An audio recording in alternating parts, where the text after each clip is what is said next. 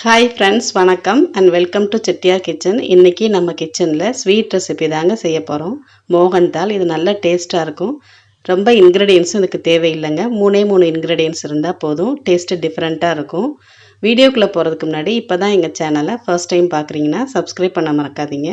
அப்படியே பக்கத்தில் இருக்க பெல் ஐக்கானை கிளிக் பண்ணிக்கோங்க. அப்போ தான் நாங்கள் அப்லோட் பண்ணுற வீடியோஸ் எல்லாம் நோட்டிஃபிகேஷனாக உங்களுக்கு வரும். எதையுமே மிஸ் பண்ணாமல் நீங்கள் பார்க்க முடியும். வாங்க இப்போ நம்ம டேஸ்டியான ஸ்வீட் செய்ய ஆரம்பிச்சிடலாம். மோகன்தால் செய்கிறதுக்கு ஒரு பவுலில் 1 கப் கடலை மாவு சேர்த்துக்கிறேன்.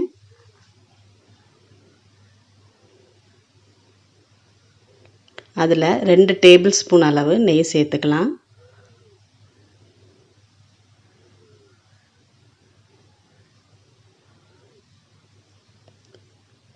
ரெண்டு டேபிள் ஸ்பூன் பால் சேர்த்துக்கலாம்.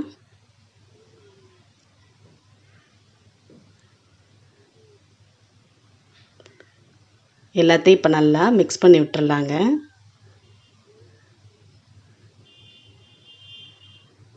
நல்லா மிக்ஸ் பண்ணிடணும். அப்போ தான் நல்லா டேஸ்ட்டாக வரும்.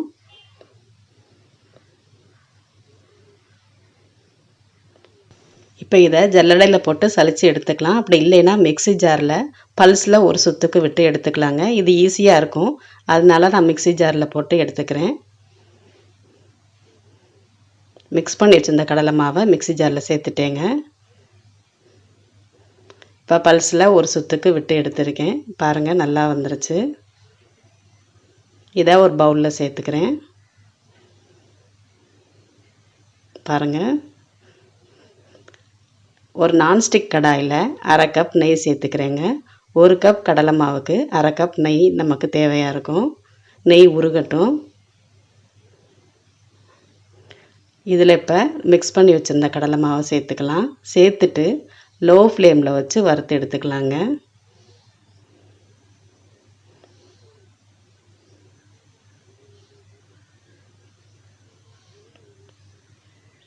நல்லா கலர் சேஞ்ச் ஆகிட்டு வாசம் நல்லா வரணும். அது வரைக்கும் வறுத்துக்கலாம். லோ ஃப்ளேமில் தான் வச்சுக்கணும். நான்ஸ்டிக் கடாயாக இருந்தால் அடி பிடிக்காமல் நல்லா வரும். பாருங்கள், நல்லா வறுபட ஆரம்பிச்சிருச்சு.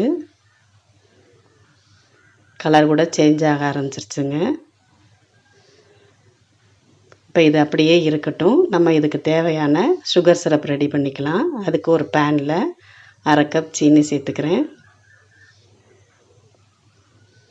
1/4 கப் அளவு தண்ணி சேர்த்துக்கலாம். சேர்த்துட்டு நல்லா உருகட்டும். நமக்கு இந்த சீனி 2 கம்பி பதமாக வரணும். இதில் 2 ஏலக்காய் பொடி பண்ணி வச்சுருக்கதை சேர்த்துக்கிறேன். குங்குமப்பூவும் சேர்த்துக்கலாம். நான் இங்கே ஏலக்காய் மட்டும்தான் சேர்த்துருக்கேன்.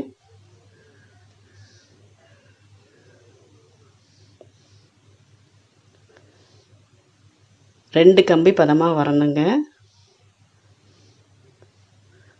இப்போ ஸ்டவ் ஆஃப் பண்ணிடலாம். ஆஃப் பண்ணிவிட்டு நம்ம வறுத்து வச்சுருக்க கடலை மாவில் அதில் மிக்ஸ் பண்ணிக்கலாம். ஸ்டவ்வில் வச்சு செய்ய வேண்டியது இல்லைங்க.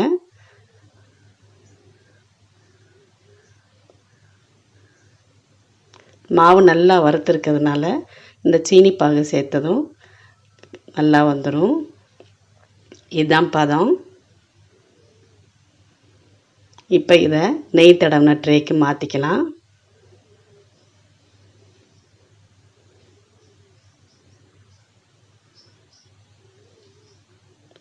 மேலே கொஞ்சமாக முந்திரி பருப்பு கட் பண்ணி வச்சுருக்கதை தூவிக்கிறேன். பாதாம், பிஸ்தா எது வேணாலும் சேர்த்துக்கலாம்.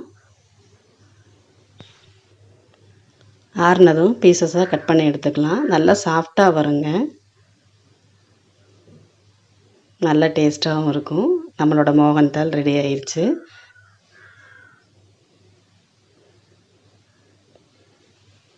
எல்லாருக்குமே இது ரொம்ப பிடிக்கும். பாருங்கள், சூப்பராக வந்திருக்கு. நீங்களும் ட்ரை பண்ணி பாருங்கள். இந்த வீடியோ உங்களுக்கு பிடிச்சிருந்தா லைக் பண்ணுங்கள், ஷேர் பண்ணுங்கள், உங்கள் கமெண்ட்ஸ் பதிவு பண்ணுங்கள். தேங்க்யூ.